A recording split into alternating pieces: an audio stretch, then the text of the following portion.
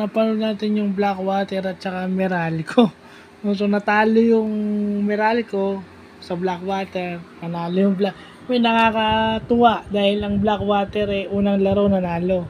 So sana magtuloy-tuloy kasi ito yung maganda yung simula, and then habang tumatagal yung conference, pumapangit yung laro nito. So nag-revamp itong lineup na to, no.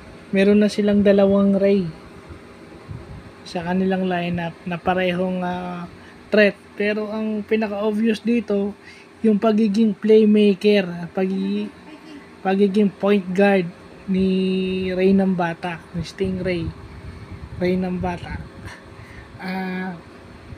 Kumbaga, kung i-analyze mo, ito yung parang laro dapat ni James Harden. Kung sa NBA ang pag-uusapan, ito yung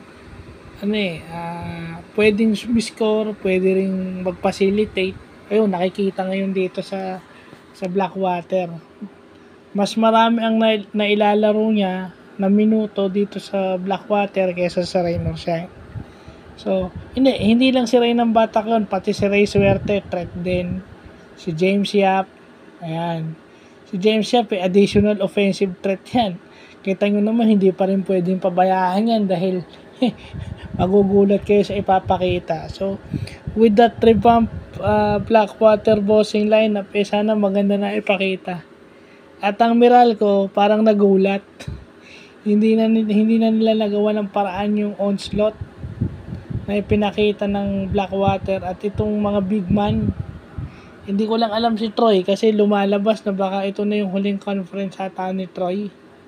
Hindi natin alam kung will Troy remain as a Blackwater bossing or hindi na.